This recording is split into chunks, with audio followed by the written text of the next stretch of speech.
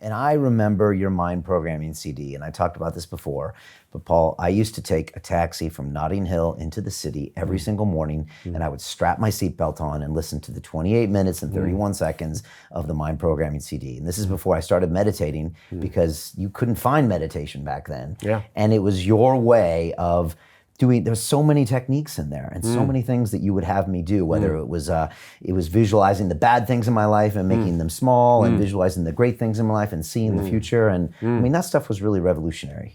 Well, thank you. I mean, that was my objective. When I first started working as a hypnotherapist, I thought I could probably work with a few thousand people in my lifetime, but I had a background in radio.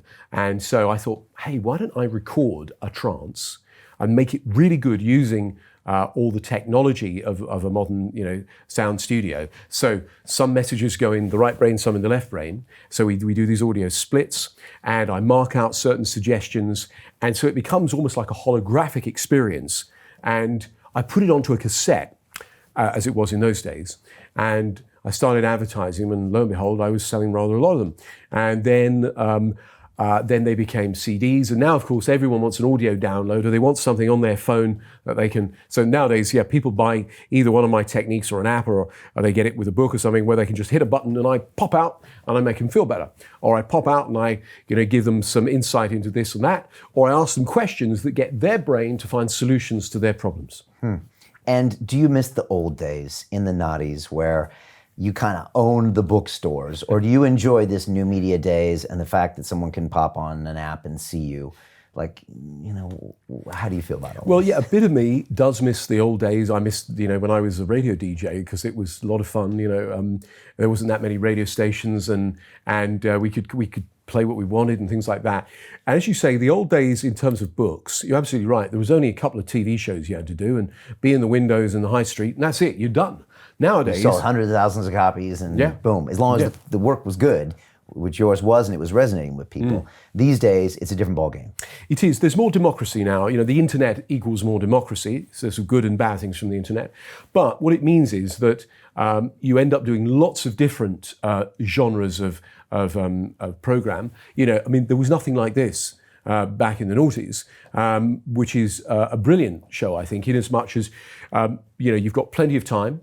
The questions allow you, to talk rather than, if I was doing daytime television, you've got 6, maybe 7 minutes if you're lucky, and it's all bumper sticker wisdom. You've got to hammer it home like that, rather than actually be able to explore in depth some of the things you're talking about. So sure, I don't mind doing those sorts of programs, but I also like doing this. And of course, now you have podcasts, which are listened to by millions of people, and they might be in a specialist genre.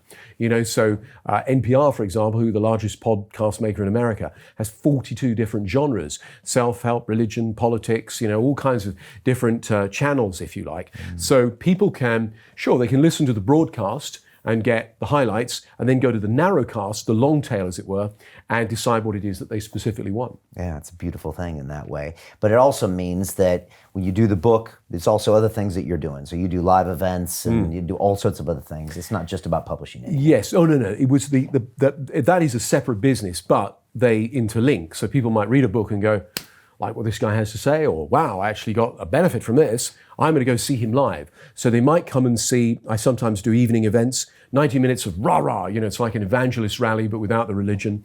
I walk out and I say, right, who here suffers from a trauma? It holds them back in life. They cannot get over it. A few hands got, like to come and join me, step forth. I'll do something like this amazing new havening technique. 10 minutes, 15 minutes later, bam, they're cured. Then I turn and I do it to the entire audience. And so it's a bit like having a personal coaching session with me. There's just 500 other people present. And so that's the sort of live evening events I do. But then I also do, I teach hypnosis with Richard Bandler. We do a weekend of teaching people how to hypnotize other people and themselves, and then go do cool stuff with it. And then I'll take up, I'm a hired gun these days. So people hire me all over the world to go in and teach confidence, persuasion, influence, NLP, hypnosis, etc. And I love doing that. I like traveling around. I mean, the hard work's doing the 500 selfies at the end. My face by the end of it.